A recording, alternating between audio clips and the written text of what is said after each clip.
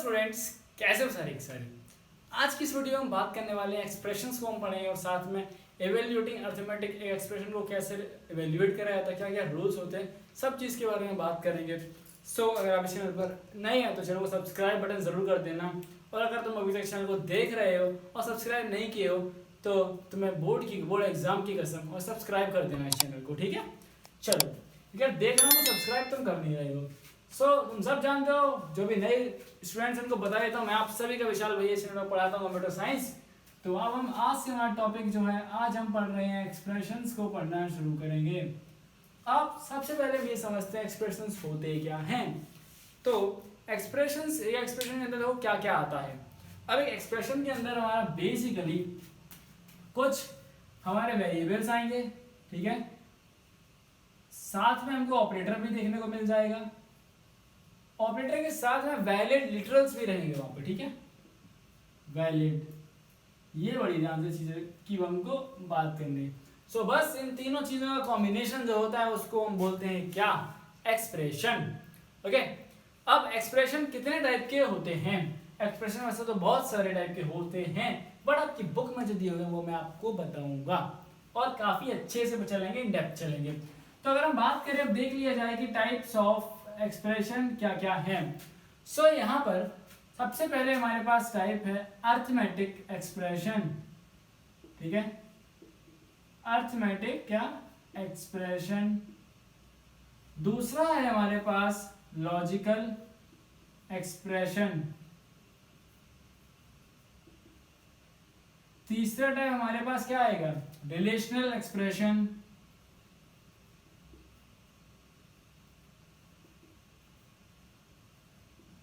ठीक है, चौथा है हमारे पास चौथा है स्ट्रिंग एक्सप्रेशन।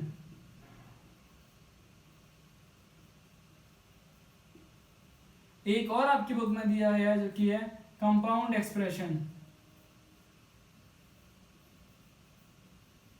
Compound expression. अब ये तो रहे सारे टाइप्स एक्सप्रेशन के। अब हम एक एक टाइप को अच्छे से समझते हैं।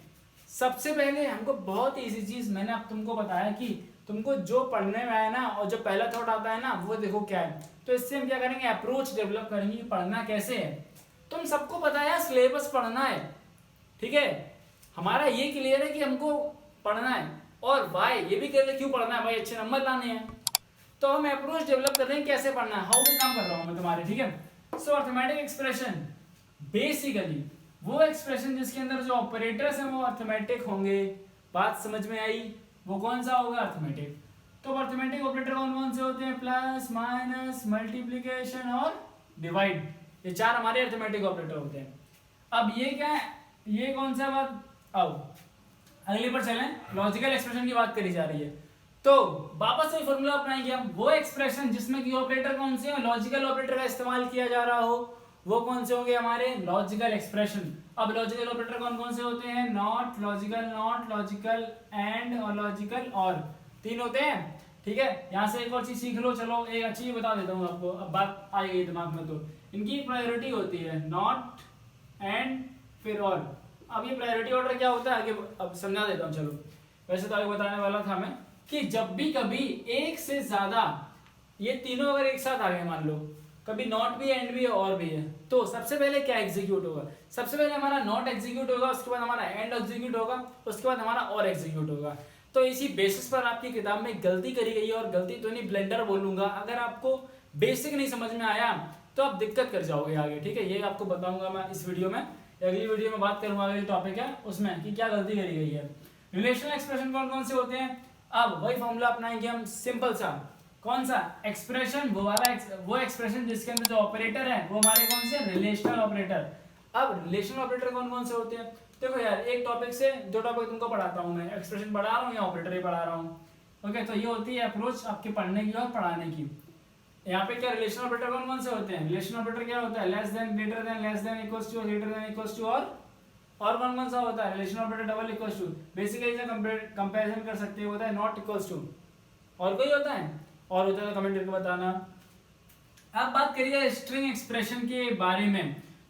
अब यहाँ इंटरेस्टिंग चीज और इंटरेस्टिंग फैक्ट ये है कि हमारे पास, जैसे मैंने अभी तक तुमको ये बताया था कि वो एक एक्सप्रेशन जिसमें कि ऑपरेटर जो है वो ये सारे थे। अब स्ट्रिंग कौन सा ऑपरेटर होता है? नहीं, बट अब यहाँ पे जो हमारा ऑपरेशन होगा, ठीक है, जो भी हम ऑपरेटर यूज करेंगे वो स्ट्रिंग को मैनिपुलेट करने के लिए कहीं ना कहीं कर रहे होंगे। सो यहाँ पर हमारे पास दो ऑपरेटर हम यूज कर रहे हैं, एक हम यूज करेंगे प्लस साइन का, एक यूज करेंगे मल्टीप्लीकेशन साइन का।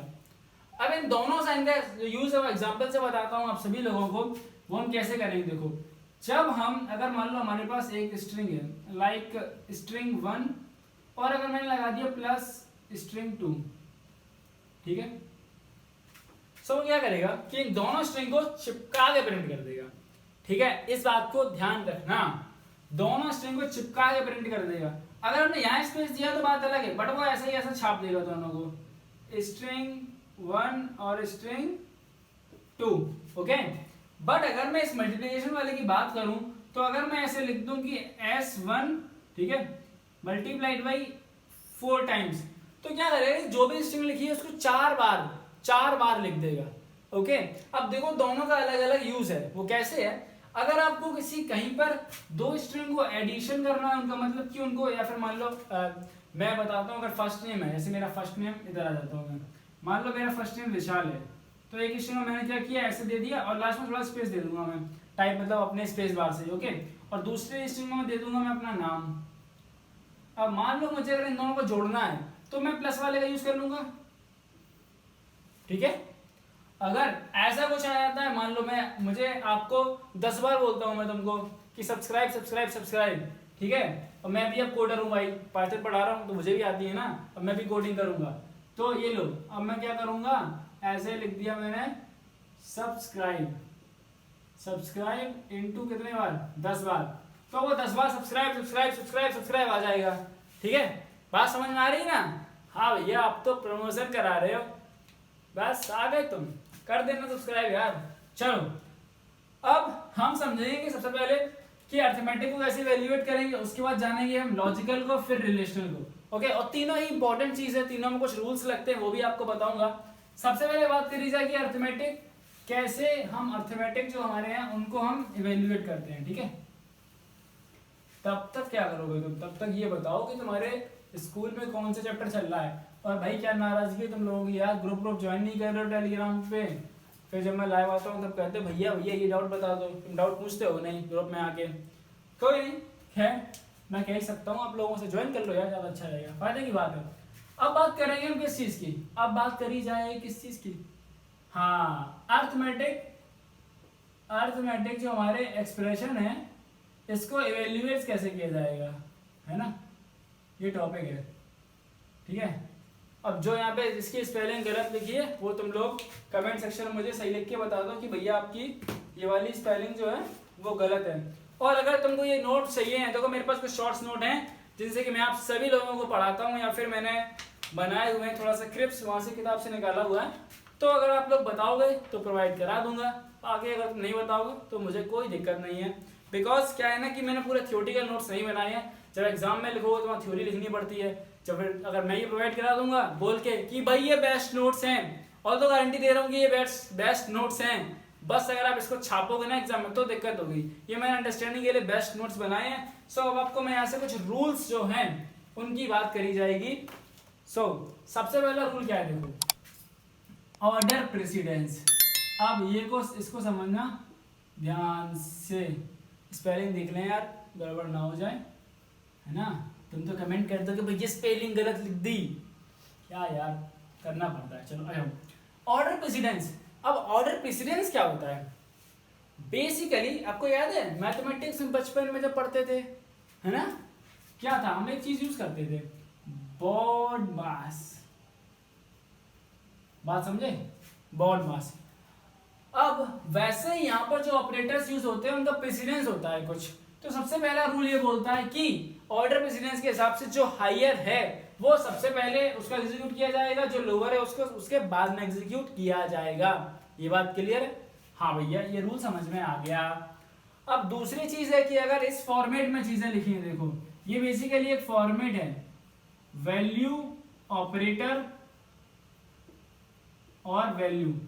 अब इसका एग्जांपल अगर दे दूं मैं, देखो 16 + 8, तो यहाँ क्या है 16 वैल्यू हमारी, 8 भी वैल्यू है, या इसको ऐसे बोल दूं वैल्यू 1 वैल्यू 2, तो ठीक है भैया आप ज्यादा ठीक है, ये वैल्यू 1 ये वैल्यू 2 और ये हमारे बीच में ऑपरेटर हो गया। समझ में आई? हाँ समझ में आ गई। अब तीसरी इंपॉर्टेंट चीज समझ लो, बहुत ज्यादा तुम्हारे काम आएगी और इसी से कुछ रिलेटेड जबकि किताब में गलत दिया गया है। अब तीसरा रूल क्या है कि परफॉर्म इम्प्लीसिट कन्वर्जन। अब कुछ बच्चे जो है उनको समझ में आ गया, कुछ को नहीं आया, वो समझा देता हूँ। इम्प्लीसिट कन्वर्जन क्या होता है? देखो एक देखो दो टाइप की कन्वर्जन होता है, एक होता है आपका इम्प्लीसिट, एक होता है आपका एक्सप्लिसिट। ठीक है, अब इन दोनों में डिफरेंस क्या है?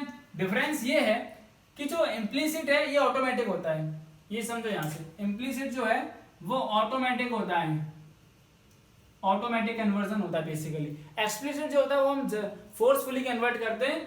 ठीक है भैया, होता क्या ये तो बताओ पहले। सुनो, बेसिकली इम्प्लिसिट कन्वर्जन में क्या होता है? Automatic conversion of data type. ठीक है, टू लूज क्या, टू अवॉइड डेटा लॉस। भैया क्या इंग्लिश में बता दिया। अच्छा इधर आओ देखो, इम्प्लिसिट कन्वर्जन क्या है कि automatic conversion of data type two avoid loss of data. बात समझ में? भैया ये मुझे नहीं समझ में आ रहा, आपने ना लगता है छाप के लिख दिया। भाई ऐसा नहीं है, बहुत सिंपलेस्ट लैंग्वेज लिखी है तुम्हारे लिए। अब समझाता हूं, देखो मान लो कि हमारे पास यहाँ पर दो चीजें हैं। देखो अगर हमारे पास ए भी इंट का है, ठीक है, वैसे पाइथन में तो अगर हम इसको तो फिर एक्सप्लिसिट हो जाएगा, चलो इसको ऐसे लिया जाए, ए 8 है, ठीक है, और बी की वैल्यू क्या है हमारी 14.2। बात क्लियर है? इसको यार इस तरह लिख देता हूँ, आपको ज्यादा अच्छे समझ में आएगा। ए की वैल्यू 8 है, बी की वैल्यू है 14.2, तो ये वैल्यू क्या है? इंटीजर, और ये वैल्यू क्या है? क्या है ये? फ्लोट वैल्यू है ना। हाँ भैया फ्लोट है। मान लो मैंने यहाँ लिख दिया a प्लस बी लिख दिया, तो अब क्या होगा? इसका जो इसका एक होगा एक्चुअल आंसर, ये होगा आंसर दिख रहा होगा। अगर ये इसको इंट मान के, अगर ये इंट मान लो इसको, ये हमारा जो c है, c a प्लस बी है, ठीक है, अगर c इंट का होगा, है ना, तो वो क्या करेगा? 8 प्लस 14 कितना लेगा? ये 22 इसका आंसर लेगा। बट इसका जो एक्चुअल आंसर होगा वो होगा क्या? 22.2। तो हमें क्या करना पड़ेगा? तो हमारी प्रोग्रामिंग लैंग्वेज क्या करेगी? इस इंट वाले को चेंज करेगी, किसमें? फ्लोट में। ठीक है, या हम इसको ऐसे भी समझ सकते हैं, जब एक्सप्रेशन के अंदर जो हमारी वैल्यू 1 और वैल्यू 2 का डिफरेंट डेटा टाइप होगा, तो जो हमारा सबसे छोटा डेटा टाइप होगा वो प्रमोट कर दिया जाएगा बड़े वाले में। यही रूल अभी मैं आपको आगे बताने वाला था, बट ये इम्प्लिसिट की बात आई है ये, तो मैं आपको समझा देता हूँ पहले। सो ये क्या करेगा? ये फ्लोट में कन्वर्ट कर देगा, ये फ्लोट में कन्वर्ट कर देगा। अब हमारी वैल्यू 1 और वैल्यू 2 जो है उन दोनों का सेम टाइप का डेटा हो गया है, तो तभी अभी ऐड हो सकता है। ठीक है, सो यहाँ पे क्या होगा? अब ये 8.0 हो जाएगा, तो अब इसका आंसर क्या आएगा? 22.2। आगे हम एग्जाम्पल दिए गए, हम सॉल्व करेंगे। अब बात करते हैं हमारे नेक्स्ट रूल के बारे में। तो यार काफी एनर्जी लगती है, काफी मजा भी आता है आप लोगों को पढ़ाने में। ठीक है, देखते हैं हम कब फेस टू फेस पढ़ रहे होंगे, है ना। चलो अब क्या है कि calculate the result based on the operator. तो यार सबसे पहला क्या था कि इम्प्लिसिट कन्वर्जन हुआ, ठीक है, ये रहा। बेसिकली अगर बात करूं तो रूल्स है क्या, मतलब स्टेप बाय स्टेप कैसे काम होगा।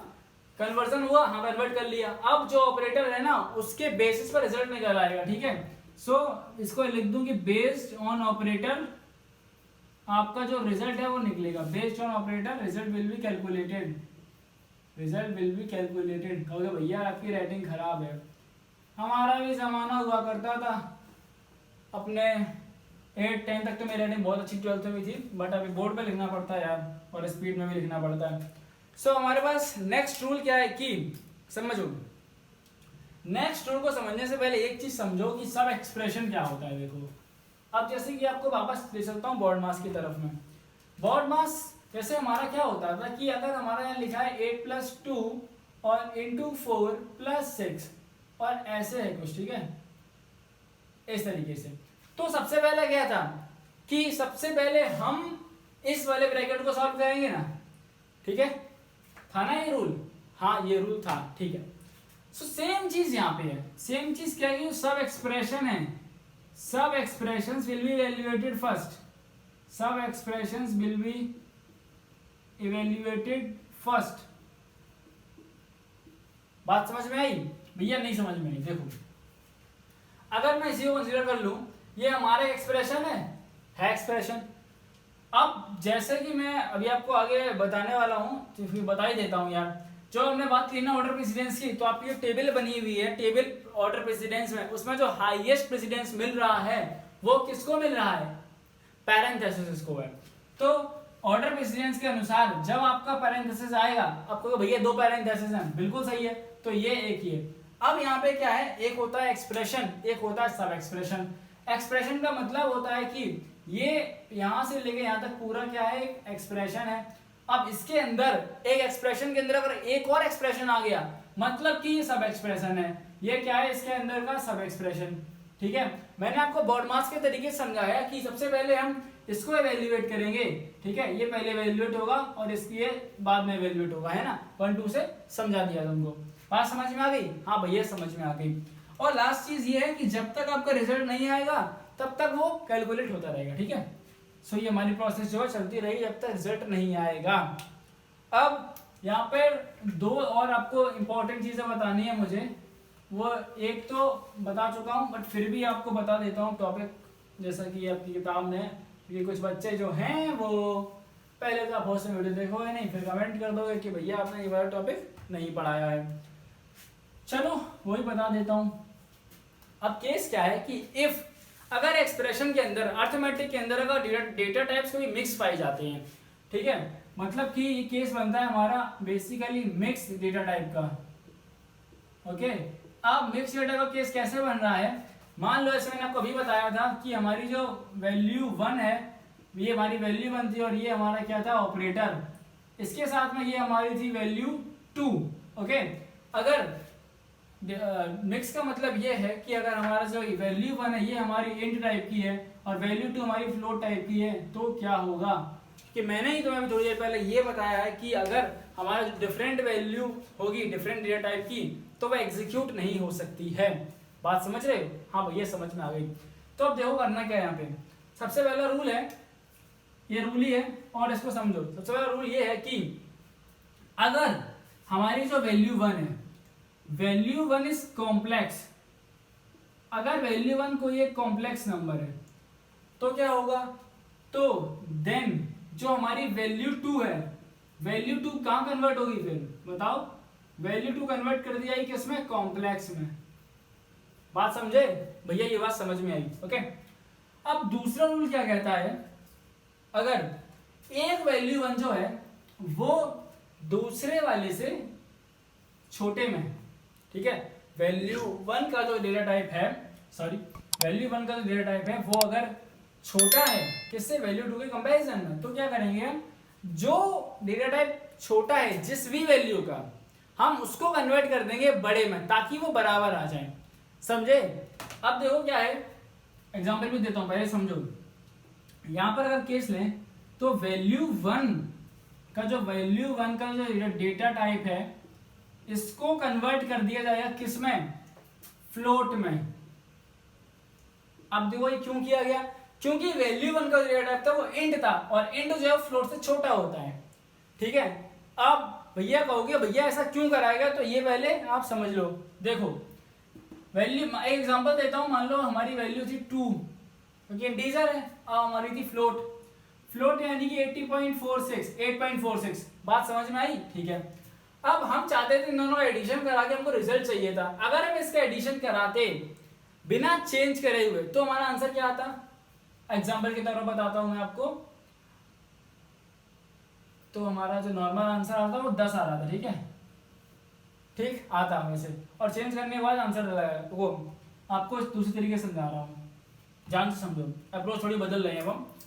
अगर हम इसको एक, देखो हमारा जो रूल क्या बोल रहा है कि छोटा वाला है उसको हमको बड़े में चेंज करना है। हम ये समझते हैं कि क्यों करना है, तो एक काम करते हैं, उल्टा करते हैं, इस फ्लोट को मिनट में चेंज कर लेते हैं। ठीक है, उल्टा करके देखते हैं, हम शरारती बच्चे हैं। देखो हम क्या करेंगे, रेस 8.6 को 8.46 और इंट में बदलेंगे तो हमारा जो ये वाला पार्ट है गायब हो जाएगा। अब क्या बचेगा, सिर्फ 8। इंटीजर पार्ट बचेगा ना सिर्फ, और यहाँ पे क्या है 2, तो क्या हुआ 8 और 2 बचा। हमारा रिजल्ट हमको चाहिए था जो एक्चुअल वैल्यूज थी, वैल्यू के अकॉर्डिंग आना चाहिए था कितना 10.46, जो वैल्यू हमने एंटर करी है उसके अकॉर्डिंग रिजल्ट आना चाहिए था 10.46, बट हमने क्या करा छोटे बड़े वाले को छोटे में कर दिया, तो हमारा वैल्यू कैसी हुई गड़बड़, तो हमारा रिजल्ट क्या आएगा, हमारा रिजल्ट आएगा सिर्फ 10।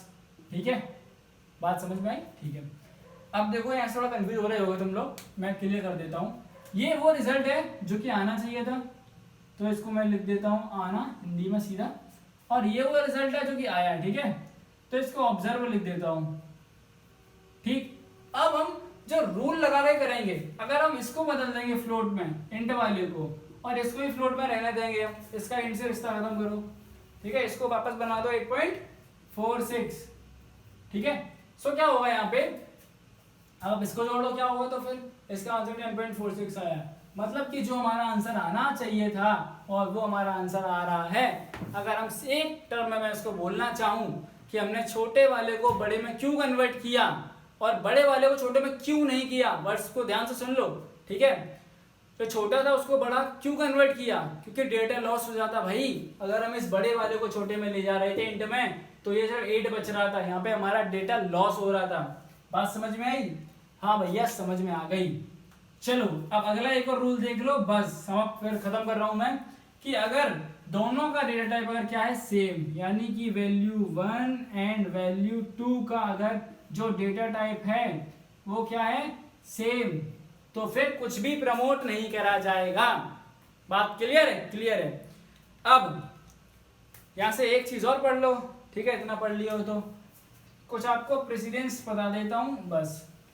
ठीक है, फिर उसके बाद एक दो एग्जांपल डिस्कस करूंगा जो कि इंपॉर्टेंट चीज है ना।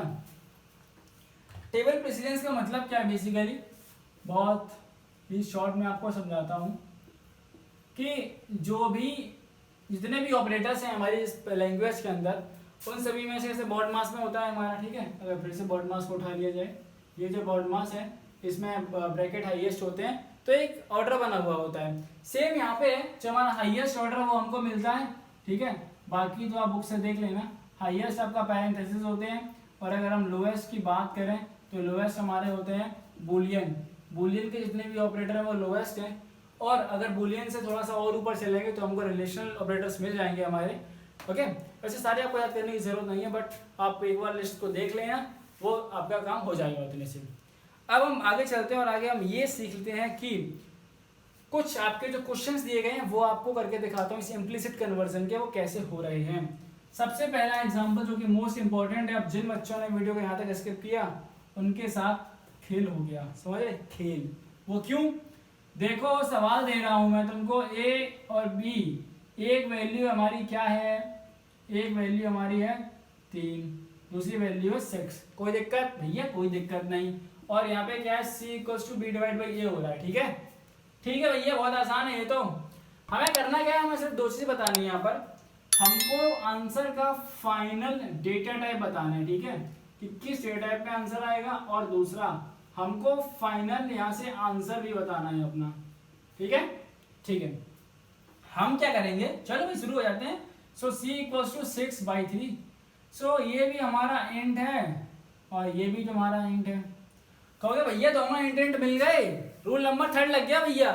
कौन सा वाला भैया? सेम डेटा टाइप है, चेंज नहीं करना। बिल्कुल सही, लेकिन भाई साहब रुको, अभी ये जो ऑपरेटर है कौन सा ऑपरेटर है? डिवीजन। और डिवीजन ऑपरेटर के बारे में कुछ जान लो पहले।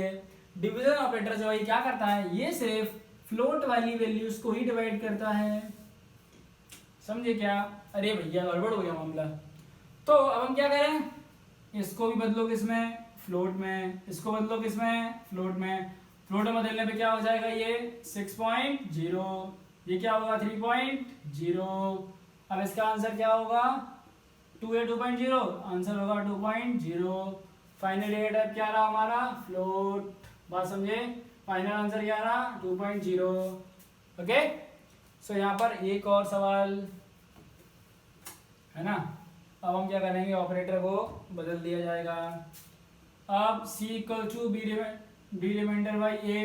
अब बताओ क्या करना है। सो भैया अब ये हो जाएगा b हमारा 6, ये रिमाइंडर बाई 3, ये भी हमारा इंटीजर, ये भी हमारा इंटीजर। अब बताओ आंसर क्या आएगा। ठीक है, बहुत आसान कर दिया मैंने। अब तो हो जाएगा ना डिवाइड।